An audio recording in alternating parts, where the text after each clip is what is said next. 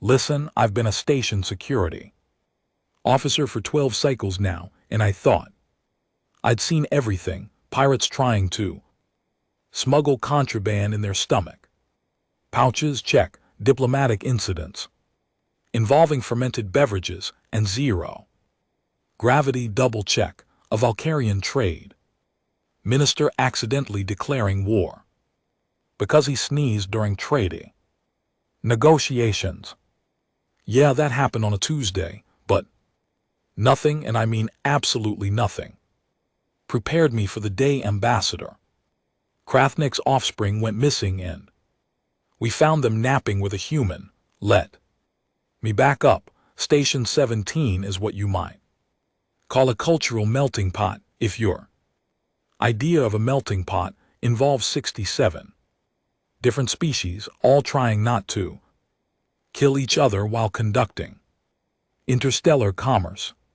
It's actually going pretty well, considering that 15 of those species are what we politely call apex predators, and another 20 are what they'd call lunch. The remaining 32 are somewhere in between, which mostly means they're nervous all the time and drink a lot. The Valkyrie, now they're in the apex category. Big scaly fellows about 8 feet tall with claws that could open a cargo container and teeth that made dental appointments a genuine existential crisis for their dentists. They're also surprisingly pleasant once you get past the whole I could bite your head off thing. Very into family values, great at barbecues, though they get offended if you ask them to cook the meat all the way through. Something about honoring the prey and respecting the hunt.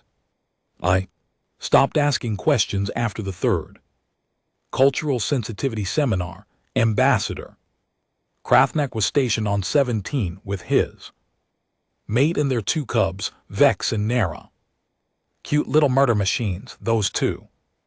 About the size of a human 7-year-old, which meant they were already sporting claws sharp enough to shred plast steel, and a bite force that could crack bones like breadsticks. Their scales were still soft, that iridescent purple-blue that Valkyrie younglings had before they matured into the darker, harder armor of adulthood. They had these big golden eyes that would have been adorable if you didn't know that those eyes could track prey from half a kilometer away.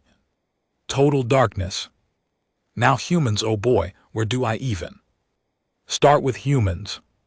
They'd only been part of the Galactic Council for about 3 standard years, and they were already developing a reputation, not for being particularly strong, though they were stronger than they looked, not for being particularly fast, though their endurance was frankly terrifying, not for being particularly good at anything specific. No, humans were becoming famous for being particularly insane. Deathworlders, the xenobiologists called them, in tones usually reserved for discussing plague vectors or black holes. Their planet was a nightmare, classified as a Class 12 death world, which meant it was the kind of place where the weather could kill you, the animals could kill you, the plants could kill you, and sometimes the water just decided to fall from the sky as solid chunks of ice traveling at terminal velocity for fun. And humans, they looked at all that and said, yeah, this seems fine. Let's build a civilization here. Let's make art and music and philosophy while dodging natural disasters that would sterilize most planets. The really disturbing part was that they'd gotten so good at surviving their nightmare world that they'd become almost blasts about danger. A Krillian merchant had once watched a human walk past a plasma conduit that was visibly leaking and making that high-pitched whine that meant imminent catastrophic failure. The human had apparently glanced at it, made a note on his data pad, and continued on his way while muttering something about filing a maintenance request. The Krillian had needed sedation. The human in question was named Marcus Webb, maintenance technician who'd been on the station for about 6 months, tall by human standards at around 62, built like someone who'd done actual physical labor instead of just going to a gym. He had dark hair that was starting to gray at the temples, which according to human age markers meant he was somewhere in his middle years, kept to himself. Mostly did his job, didn't cause trouble, had one of those faces that looked friendly until you really looked at his eyes and realized there was something calculating going on behind there. The kind of eyes that said this person had seen some things and learned from them. The other species gave him a wide berth, which was standard for humans. It wasn't that they were afraid of humans exactly, it was more that humans had this unsettling habit of surviving things they absolutely should not survive and then acting like it was no big deal. There was an incident his second week where a plasma conduit ruptured near him. Should have flash freed him instantly. The human had apparently looked at the purple jet of superheated gas, said, grabbed fire suppression unit and calmly put it out while his uniform was literally smoking. When medical got there, he'd waved them off, saying he was a bit warm but fine. His skin had been bright red. He'd had first-degree burns on his arms. The medical scanner had detected elevated core temperature and tissue damage. He'd walked it off, filed his incident report, and been back at work the next day. This is what I mean about humans. Anyway, it was a normal cycle, or as normal as things get on 17. Station was running its usual chaos. The marketplace was full of traders haggling in 17 different languages. The environmental systems were maintaining atmosphere for 67 different biology types, which was a logistical miracle involving more filters and air processors than I cared to think about. Someone had set off the fire suppression in Bay 12 again, which happened at least twice a week, and nobody could figure out why. I was reviewing security feeds and trying to figure out if the Xylothean ambassador was actually smuggling something or just had really weird shopping habits when the call came in. Security, this is Ambassador Kraftneck. The translator carried the edge of panic in his voice, which was concerning because Valkyrie didn't really do panic. They did cold calculation, strategic planning, and occasionally righteous fury. Panic was not in their emotional vocabulary. My offspring are missing. I was in his quarters 4 minutes later with a full security team. The ambassador was pacing, his claws leaving little scratches in the deck plating that the maintenance crew was going to complain about later. His mate sure was standing utterly still in the corner, which was somehow more terrifying. When a Valkyrie went completely motionless like that, it usually meant they were either meditating or about 3 seconds away from ultraviolence. How long? I asked, pulling out my data pad to start logging the incident. 30 minutes, maybe 40. We were in meditation chambers. They were supposed to be in learning room. Kraftneck's tail was lashing back and forth. Another bad sign. Doors were sealed, windows locked.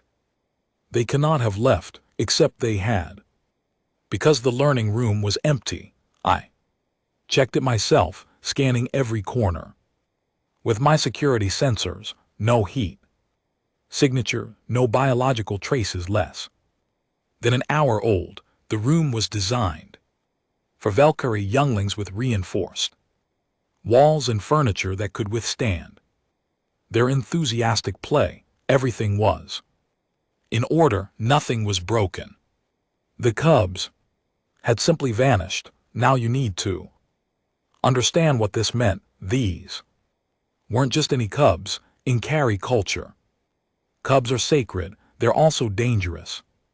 Sure, but sacred dangerous. The entire species is hardwired to protect their young with a ferocity that makes mama bears look like disinterested babysitters. There are documented cases of Valkyrie parents taking on entire military units to protect their offspring, winning, I might add, and 2 of them were missing on a station with 67 species, some of whom would seek cubs as either trophies or appetizers, depending on their cultural background and dietary requirements.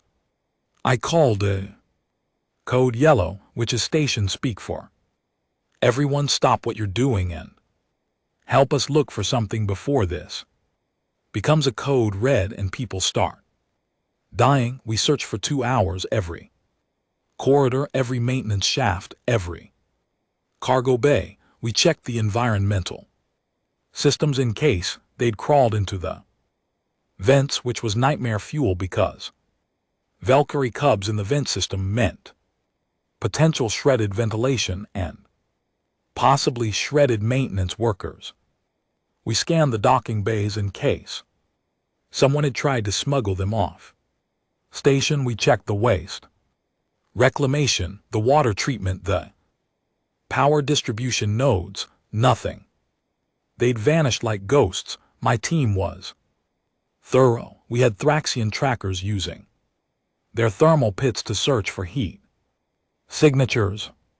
We had Xylothean technicians scanning the electromagnetic spectrum for signs of life. We even had a Zeit doing some kind of crystalline resonance scan that I didn't pretend to understand, but apparently could detect living beings through solid walls. Still nothing. Krathnak was approaching the point where his protective instincts were going to override his diplomatic training. I could see it in the way his pupils had dilated to almost fully eclipse his golden irises, the way his claws kept extending and retracting. His breathing had shifted to the rapid, shallow pattern that preceded a Valkyrie combat state. Shira had already made 3 separate species wet themselves just by looking at them while asking if they'd seen her babies.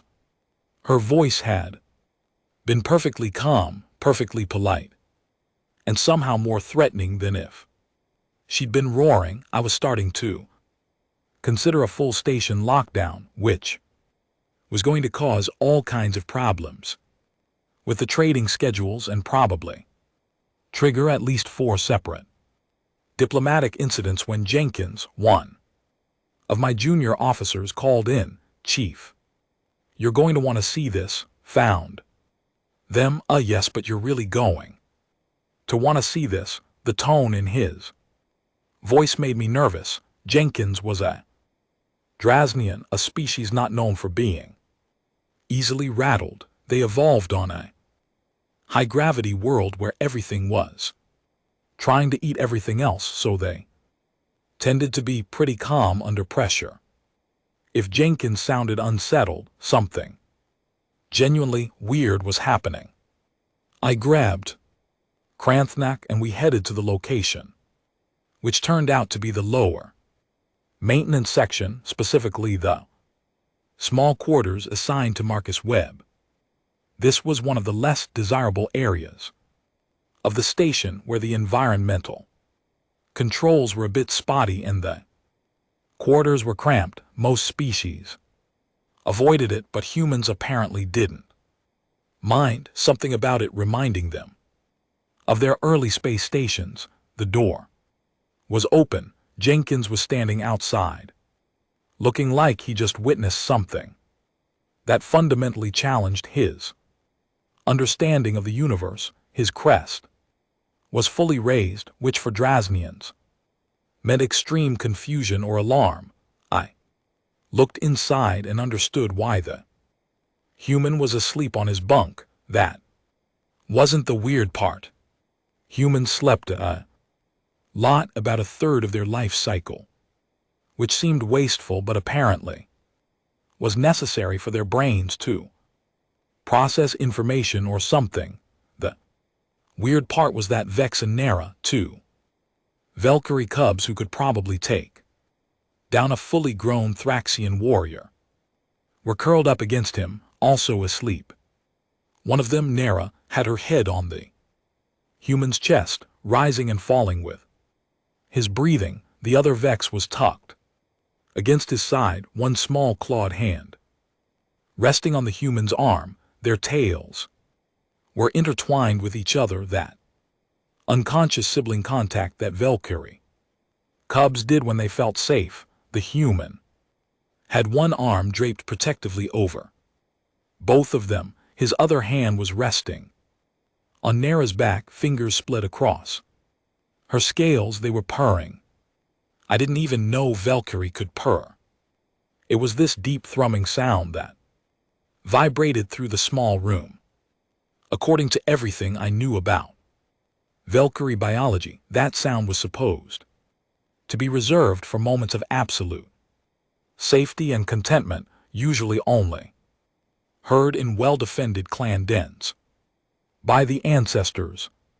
Kathnek whispered. His claws had retracted completely, another sign of shock. Valkyrie only fully sheathed their claws around family. I held up a hand to keep him from charging in. Let's take this slow. We entered quietly, which was challenging given that Kathnek was 8ft of scaled muscle and not exactly built for stealth. The human's eyes opened immediately, which was another unsettling human trait.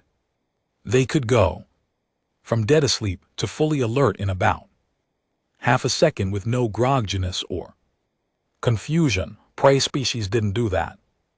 Predators did. Marcus looked down at the cubs, then up at us. His expression was calm, maybe a bit wary. He registered Kathnek sized the ambassador's battle claws, which were now out again, and the fact that he was in a very small room with a very large, very concerned Valkyrie parent. To his credit, he didn't panic. I can explain, he said quietly, in the tone of someone who wasn't entirely sure he could explain but was going to try anyway. Please do, I said, because Kathnek looked like he was about 2 seconds from either attacking or having a breakdown, and I wasn't sure which would be worse.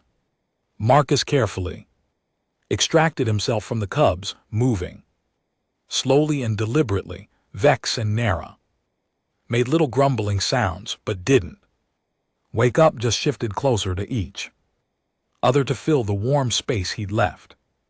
He gestured for us to move to the small kitchenette area further from the sleeping pair. They showed up about 3 hours ago, he said, keeping his voice low. Came right through the door. Maintenance hatch. I was running a diagnostic on my quarter's life support. The CO2 scrubbers have been acting up. They just walked in, and you didn't think to call security? I asked. I was going to, but they looked scared. Kathnek's head tilted in that way Valkyrie did when processing unexpected information. Scared? Yeah, nervous, jumpy. Kept looking at the door like something was going to come through it. Marcus ran a hand through his hair, a human gesture of stress or confusion. I've got a little sister about their age. Relatively speaking, I know scared kids when I see them. They are predators, Shira said, speaking. For the first time, she'd moved silently into the room behind us, which was terrifying because I hadn't heard her coming. What could frighten them? That's What I was trying to figure out, they don't speak standard very well yet, lots of gaps in translation, but from what I could understand with hand gestures and the translator working overtime, they were exploring one of the lower cargo sections. You know how kids are. Everything's an adventure, he smiled slightly. They found a section where some of the Krillian traders were talking. The traders were discussing how valuable Valkyrie claws and teeth are on certain black markets. The temperature in the room seemed to drop about 10 degrees as both Valkyrie adults went very, very still. This was the bad kind of still, the kind that preceded violence. They heard traders discussing harvesting them. Marcus continued, apparently not noticing that he was about 3 seconds from witnessing a Valkyrie rage state, and panicked they ran, ended up in the maintenance ways, got lost in the access tunnels, and eventually found their way here. I was the first person they ran into who didn't look like the species they'd overheard. And you just let them stay? I asked, trying to process this. The human shrugged like this was the most obvious thing in the world. They were terrified. What was I supposed to do? Kick them out? They're kids. They are Valkyrie, Krathnek said slowly. Our young are dangerous. Their fear response is to attack. This is instinct. This is survival programming. Yeah, I figured that out when Vex here took a swing at me. Marcus held up his right hand, which I now noticed had a bandage wrapped around it. Blood had soaked through in a few places. Kids got good form fast. Two caught me across the knuckles. Before I could fully dodge, he injured you, and you didn't call security. Shira's voice was dangerous now. That low growl that meant a Valkyrie was reevaluating a situation. He's a scared kid who took a swing. I've got nephews who have done worse during temper tantrums. One of them threw a toy truck at my head during Thanksgiving. Needed 6 stitches. The human looked at both parents. I put on a bandage, told them it was okay and that they were safe here, that nobody was going to hurt them while they were with me. Then what? I asked, fascinated despite myself. Then they calmed down once they realized I wasn't going to hurt them back. Took a few minutes. Vex was ready to go another round and Nero was backing him up, but I just sat down on the floor, made myself smaller, kept my hands visible, talked to them in a quiet voice. Eventually, Vex stopped hissing and Nera's claws retracted. He walked over to a small table and picked up his data pad. We sat and talked for a bit. Well, tried to talk. Lots of hand gestures. The translator was struggling with the dialect. I showed them pictures of my family on my data pad, my sister, my nephews, showed them videos of Earth. Figured they might like seeing another world. They seemed interested in the oceans. I guess Valkyrie Prime doesn't have much surface water, correct? Krathnek said, still processing this information. We are a desert world. That explains why they kept asking about the whales. I showed them a documentary about humpbacks. They watched the whole thing. Marcus smiled at the memory. Then they showed me how to make that clicking sound you guys do when you're happy. Took me about 20 tries to get it even close to right. They thought my accent was hilarious. Then what? Shira asked. Her posture had shifted slightly. No longer quite so aggressive. Then they asked if they could stay here for a bit. I said sure. I made them some food. Tried to figure out what Valkyrie cubs eat. Turns out they're not picky. They ate my entire stash of jerky, 2 months worth of teriyaki beef jerky, gone in About 15 minutes, he shook his head. Roughly, after that I was going to call their parents, but they both just kind of climbed onto my bunk and fell asleep. I figured I'd let them rest for a few minutes and then contact you. Must have dozed off myself. Long shift today, 14 hours trying to fix the environmental controls in Section 7. There was a long silence. I could hear the station's ambient hum, the distant sounds of other quarters, the soft purring of the sleeping cubs. You fed them, Krathnak said. Yeah, you sheltered them. Well, yeah, they needed help. They injured you. And you comforted them. It wasn't a big deal, just a scratch. Krathnak and Shira looked at each other. Something passed between them, some kind of unspoken communication that made me nervous. It was the kind of look that suggested decisions were being made, important ones. Then Krathnak did something I'd never seen a Valkyrie do outside of historical documentaries. He bowed, not a little head nod, but a full formal bow, the kind reserved for clan leaders and heroes. His hands were positioned in the traditional gesture of profound respect, claws fully retracted, palms up. You protected our offspring when they were in danger. You fed them when they were hungry. You gave them safety when they were afraid. You bore their attack without retaliation. His voice was formal now, ritual by the old laws, by the codes of our ancestors. You have claimed guardian rights. I what? Now, Marcus looked alarmed for the first time. It is complicated, Shira said, moving to stand beside her mate. She also bowed, mirroring Krathnak's gesture, but essentially you have proven yourself worthy of protecting Valkyrie Young. This is the highest honor our kind can bestow. It has not been given to an outsider in 3,000 years. I just let them hang out and gave them some snacks. The human protested.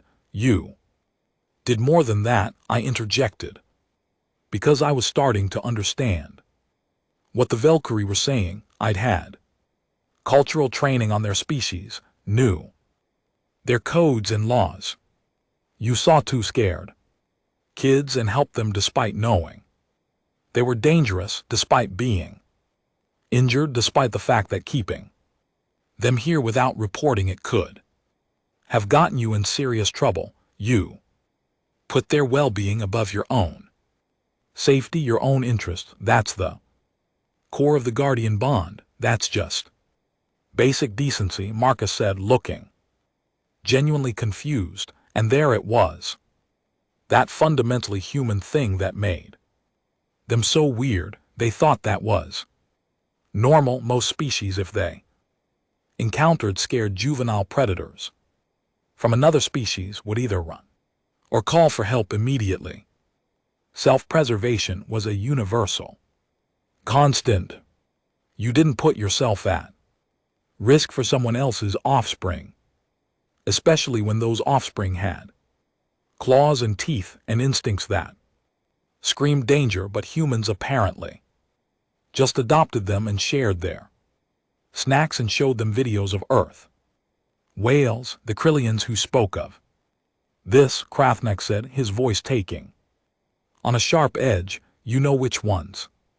I've got the maintenance logs from their section. Should have visual records if they were in any of the monitored cargo bays. Marcus pulled up his data pad, scrolling through files. I was planning to report it once the kids were safe. Figured that was priority one, of course. You were, I muttered, making a note to update my reports on human behavior. Every time I thought I had them figured out, they did something that reset my understanding. We ended up in my office an hour later, reviewing the footage. Marcus had been right, sure enough. 3 Krillian traders identified by their registration codes as independent Merchants with some questionable history had been discussing the black market, value of Valkyrie biological materials, what they thought was a secure cargo. They were wrong about the secure part. Station 17 didn't really do secure areas. Everything was monitored because when you had 67 species living in close quarters, you learned that surveillance was the price of peace. The footage was damning. They'd been explicit about prices, buyers, methods. They'd even joked about how easy it would be to grab a cub if one wandered into the wrong section. They were arrested within the hour. Krathnek wanted to be there for the interrogation, but I convinced him that diplomatic incidents were paperwork. I didn't want to deal with. The Krillians would be held pending trial, then deported at minimum, at maximum, depending on how much the Valkyrie government pressed the issue. They were looking at serious prison time. The cubs, meanwhile, had woken up and were currently in Marcus' quarters, refusing to leave. Specifically, they were refusing to leave Marcus, who they'd apparently decided was now their favorite person on the station. This is problematic, Shira said, though she sounded more amused than upset. They have bonded with him. Is that bad?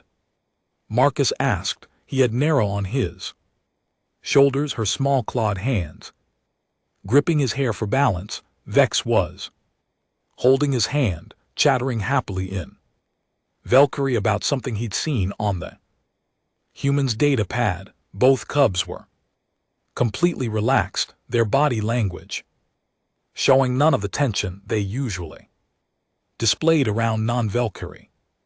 It is unusual, Krathnek admitted. Valkyrie young do not bond with other species. We are taught from hatching that we are predators, that we are dangerous. We learn to control ourselves around others, to maintain distance. It is for their safety as much as ours. But they're kids, Marcus said again. Like, this explained everything. Kids need to be kids before they worry about all that other stuff. Human philosophy on child rearing, I asked. Common sense, he replied.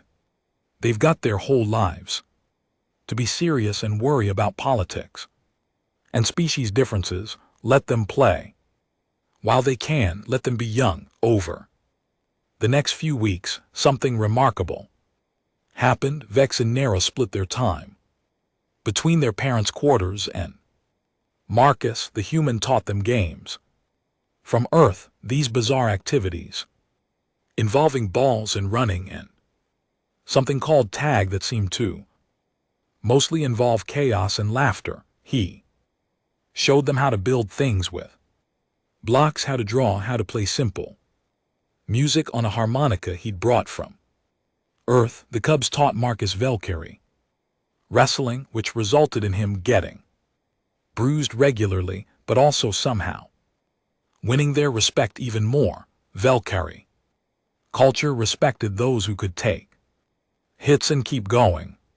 Marcus could definitely do that. He learned their language slowly, and with that terrible accent that made the cubs giggle, he learned their customs, their games, their stories. He attended their coming of age ceremonies and family dinners, sitting at the table like he belonged. There, other species on the station started to notice the Valkyrie cubs, previously kept at a distance because everyone was terrified of them, were now playing in the common areas with the human, who apparently had no sense of self-preservation whatsoever. Then other species children started joining in. I'm not kidding. Within a month, Marcus Webb had somehow become the unofficial babysitter for half the station's youth population. Thraxian kids with their venomous tails, Silathaean younglings, who communicated through color changes. Even a couple of the crystalline Zephytes who most species couldn't even touch safely because of their electromagnetic fields, he taught them. All games, he made sure they played fair. He broke up fights with patience and humor, never raising his voice. He patched up scrapes and soothed hurt feelings, and somehow made a dozen different species children all get along. The common area became a playground. Species that had been enemies for generations watched their children play together and started to wonder if maybe, just maybe, they'd been wrong about each other. "How are you doing this?" I asked him one day, watching as he refereed some kind of game that involved 3 teams, 2 balls, and rules that seemed to change every 5 minutes based on suggestions from the players. Doing what? This, all of this. I gestured at the chaos. Thraxian kid was teaming up with a Xylothean to defend against Vex and a young Drasnian. Species that would normally never interact were laughing together. "You've got the offspring of species that have been trying to kill each other for centuries, all playing together peacefully." Marcus shrugged. "Kids don't care about politics. They don't care about old wars or treaties or who wronged who 300 years ago. They just want to have fun and feel safe. Give them that and they'll get along fine. It cannot be that simple." "It really is." He blew a whistle, calling a foul on a Thraxian kid who tried to use his tail to trip a Xylothean. The Thraxian accepted the call with good humor, helping his opponent up. "Adults make everything complicated. We pile on all this baggage about history and tradition and what we're supposed to think about other species. Kids just want someone to pay attention to them and make sure they're okay. The rest is just noise." I watched a Valkyrie cub in a species that would normally be there prey laughing together over a shared joke, and I had to admit he had a point. The really weird part came about 2 months in, when Krathnak formally requested that Marcus be designated as an honorary Valkyrie clan member. This was unprecedented. This was insane. The Valkyrie had never in their entire recorded history adopted an outsider into their clan structure. The council debated it for 3 days. Representatives from a dozen species weighed in. Some were concerned about the precedent it would set, others worried about the political implications. A few thought it was the best thing that had happened to interspecies relations in decades. They approved it on the grounds that if we said no, we'd have to explain to 2 Valkyrie cubs why the nice human couldn't be part of their family, and nobody wanted to deal with that conversation. Also, the Valkyrie delegation made it very clear that refusing would be taken as a grave insult, and nobody wanted to insult a species that could bite through hull plating.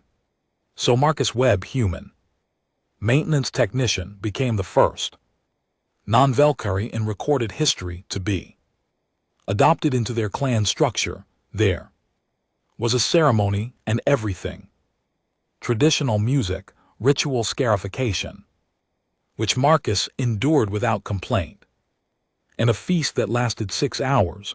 "Do I have to do anything different?" he asked.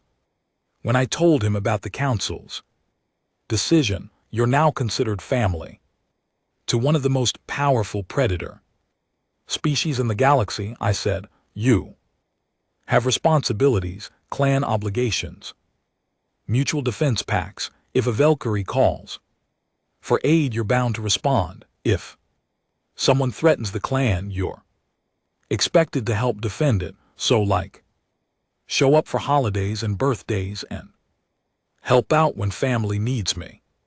"Well, yes, but also there are formal diplomatic considerations and legal ramifications, and sounds like family too.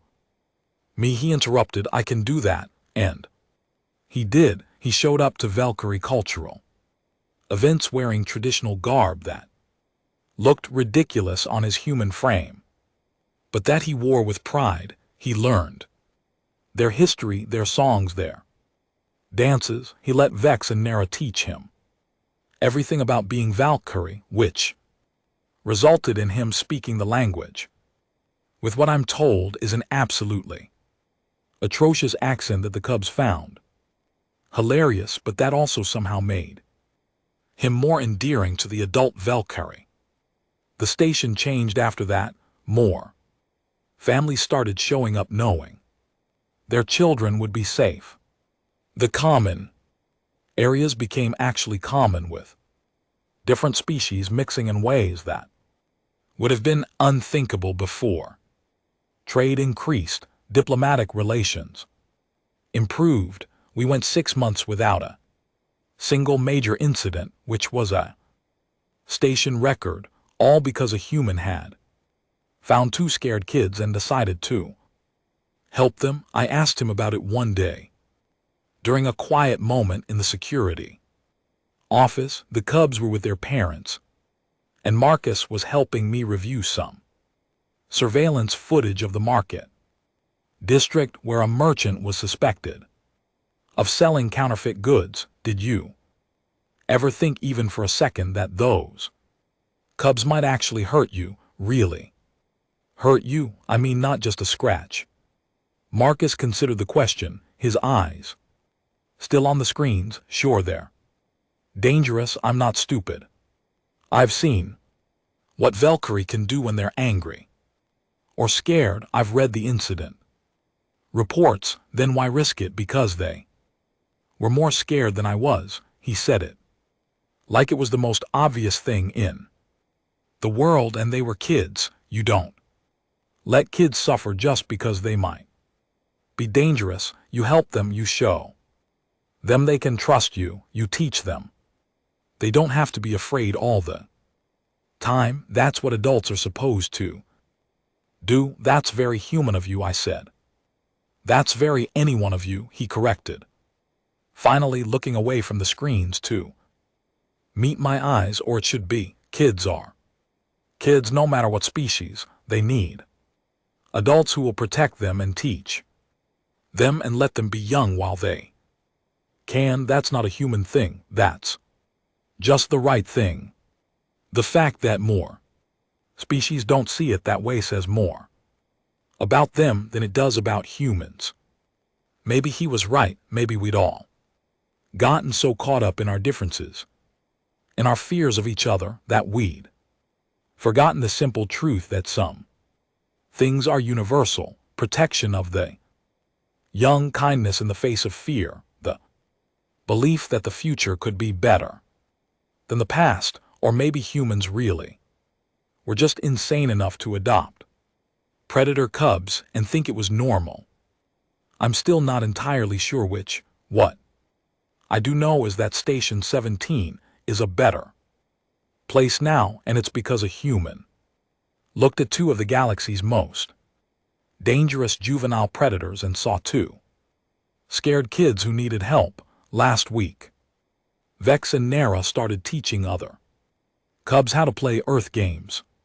There's now a regular football match every 7th day, which involves 6 species, 2 modified balls because the original kept getting punctured by claws, and rules that I'm convinced they're making up as they go along. The game usually devolves into cheerful chaos within 10 minutes, but nobody seems to mind. Marcus referees. He's got a whistle and everything. He's also got a collection of bandages in his pockets because somebody always gets a minor injury, and he's somehow become the station's go-to person for childhood medical emergencies. The actual medical staff don't seem to mind. They say he's got a good bedside manner. Ambassador Krathnek tells me it's the most Entertainment he's had in years. Watching his offspring tackle a Thraxian. Kid twice their size over something. Called a touchdown, Shar has started. Attending the games too, cheering from the sidelines with other parents. I've seen her laughing, something I didn't think Valkyrie did in public. Merchants in the marketplace have started keeping toys and games in stock. There's a new section dedicated to children's items from different worlds.